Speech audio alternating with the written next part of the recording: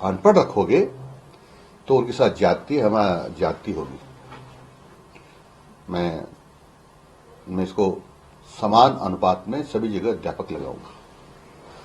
राजस्थान में यह सच है कि 25% के लगभग अध्यापक कम है, तो उसी अनुपात में सब जगह कम होना चाहिए। पर यहां तो भरमार है और वहां विद्यालय खाली पड़े हैं। मैं कोशिश करूंगा जो मेरे पास अध्यापक हैं उनका किस प्रकार से ठीक तरह से उपयोग कर सकूं, वो कोशिश करूंगा। जो गंदगी के बारे में मैंने सबको कहा है, चाहे वो पंचायत राज के अधिकारी हो चाहे शिक्षा विभाग के हो। यदि आप अपने विद्यालयों की साफ सफाई ठीक प्रकार से नहीं रख पाते हैं और आपको लगता है कि हमारे पास संसाधन नहीं है, तो आपको मैं बहुत अच्छे साफ सुथरे विद्यालयों में भेज दूंगा जहां पर साफ सुथरा भी रहता है और गांव के लोग भी सफाई करते हैं और सब लोग सहयोग करते हैं ताकि विद्यालय साफ रहता है। वो गांव में है, ऐसे विद्यालय में भेज दूंगा ताकि आपको साफ सफाई नहीं करना पड़े, उसके लिए तैयार रहे। अब देखो उनको लगता होगा कि हम साफ सफाई नहीं कर सकते, साफ स्वच्छ विद्यालय में जाना चाहते, तो भेज दूंगा, मुझे कोई दिक्कत नहीं है। सर, विद्यालयों में शिक्षक नहीं है और एक तरफ डेपुटेशन की एक संख्या जयपुर में जो समझ देखने को मिल रही है वो बड़ी तादाद में, तो डेपुटेशन भी क्या निरस्त होंगे? इस पर क्या डेपुटेशन निरस्त करने के लिए मैंने आदेश दे दिए हैं। अधिकांश डेपुटेशन निरस्त भी हो गए हैं। मेरी मोटी मोटी जानकारी के अनुसार परसों की तारीख तक, पिछले 2 दिन की तारीख तक बात हो तो लगभग 900 से ऊपर ऐसे अध्यापक हैं जो भी रिलीव नहीं हुए हैं। मैंने हमारे जो निदेशक है शिक्षा के मोदी जी, उनको कह दिया है कि आप सब डीओ से लिखवा के ले लें कि हमारे आप डेपुटेशन में कोई नहीं है, और फिर भी पाया गया तो मैं ऐसे अधिकारियों के खिलाफ कार्रवाई करूंगा कि उन्होंने अभी तक रिलीव क्यों नहीं किया या जहां गए थे वहां से क्यों नहीं मंगवाया, चाहे वो किसी के भी आदेश से हो, चाहे वह डायरेक्टर के आदेश से हो, चाहे डीओ के आदेश से हो, चाहे कलेक्टर के आदेश से हो, चाहे एसडीएम के आदेश से हो, किसी के भी आदेश से हो, अब उनको रिलीव होना पड़ेगा। यदि जिला कलेक्टर को चाहिए कि हमको चुनाव के लिए तैयारियों के लिए कुछ चाहिए तो वो शिक्षा विभाग के बड़े अधिकारियों से या मेरे से संपर्क करेंगे, तो हम जहां उसको जरूरत है वहीं से देंगे। ऐसा नहीं कि जयपुर में जरूरत हो तो 12 से उठा लाए, जयपुर में जरूरत हो बाड़मेर से ले आए, ये नहीं चलने देंगे। सर, ड्रेस कोड को लेकर के क्या स्टैंड है डिपार्टमेंट का? क्योंकि ड्रेस कोड को लेकर बड़ा सवाल उठ रहा है कि हिजाब को बैन कर दिया गया, राजस्थान से इस तरह की सूचना मिल रही कि बैन है। ये गलत समाचार है आप लोगों के पास। हम हिजाब के विरोधी है ही नहीं। कोई भी पोशाक, कोई भी ड्रेस आम जन पहन सकता है, लेकिन विद्यार्थियों के लिए तो विद्यालय में ड्रेस, जिसको पोशाक भी कहते हैं, गणवेश भी कहते हैं, वो जो तय गणवेश है वही पहनकर आना पड़ेगा। और यदि किसी को आपत्ति है कि मैं गणवेश तो नहीं पहनूंगा, तो वो दूसरे विद्यालय में चला जाएगा जो गणवेश की छूट है।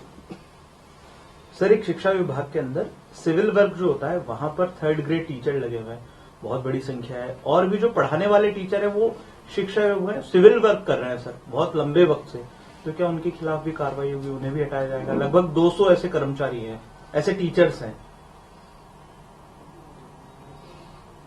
देखो, या किसी को हटाने के इस पक्ष में नहीं है। हमारा तो छात्रों का हित सर्वोपरि है, छात्रों को नुकसान नहीं होना चाहिए, और जो कृत्य करने से, अध्यापकों के कृत्य करने से छात्रों को नुकसान होगा, उन अध्यापकों के खिलाफ हम कार्रवाई करेंगे या वहां से हटाएंगे। सर, क्या राजस्थान के स्कूलों के अंदर भी सरस्वती जी की प्रतिमा रखी जाएगी? प्रदेश के सभी स्कूलों में इस तरह का कोई आदेश शिक्षा विभाग द्वारा दिया जाएगा?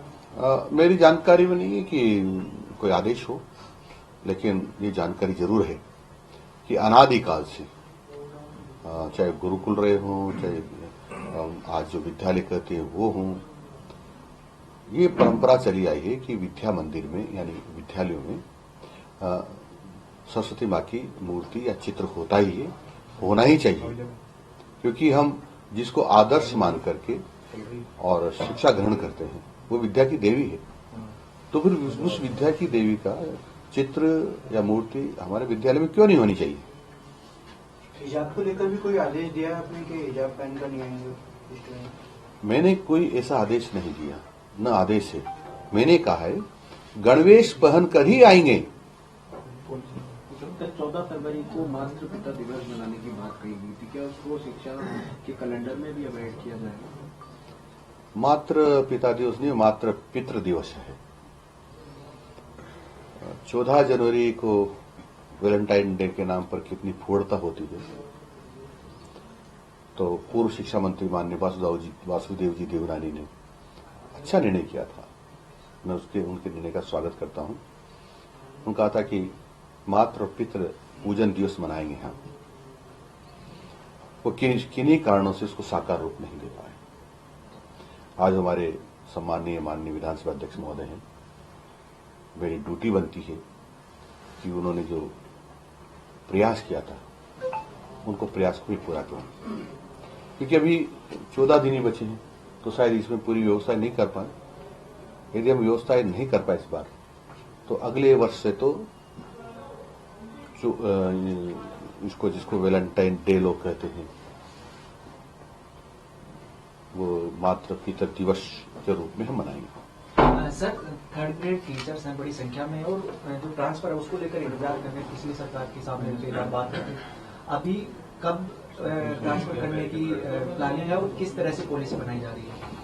देखो, मुझे मोटी मोटी जानकारी मिली जो ये है कि वो शायद जिले वाइज उनका इंटरव्यू हुआ था और उन्होंने इस बात को स्वीकार किया था कि भाई हम यहीं रहेंगे, और इसलिए हमने इस जिले में हम गए हैं। तो मंत्रिमंडल इस बात में क्या निर्णय करता है, तो जो भी मंत्रिमंडल में विषय रख देंगे, जो भी निर्णय करेगा उसके अनुसार काम करेगा। सर, आज जो कुछ टीचर्स थे जो नहीं थे, इनको क्या नोटिस दिया जाएगा, जवाब दिया जाएगा? ऐसा तो कुछ मुझे मिला नहीं कि टीचर्स नहीं थे, लेकिन एक दो टीचर्स ऐसे थे जो वहां नहीं थे, लेकिन उनकी छुट्टी के एप्लीकेशन वहां थे। पर मैं इससे खुश नहीं, क्योंकि जब तक छुट्टी स्वीकृत नहीं हो तब तक उनको छुट्टी पर नहीं जाना चाहिए। आवेदन करने के बाद विधिवत जो सक्षम अधिकारी है, चाहे उनका प्रिंसिपल हो या प्रधानाध्यापक हो, वो छुट्टी लिखित में स्वीकृत करे और उसके बाद इनको छुट्टी पर जाना चाहिए।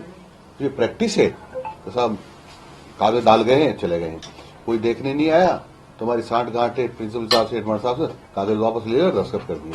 ये अब चलने वाला नहीं है। उनको लिखित में छुट्टी लेकर जाना ही पड़ेगा, बिना लिखित के नहीं जाएंगे, छुट्टी नहीं मानी जाएगी।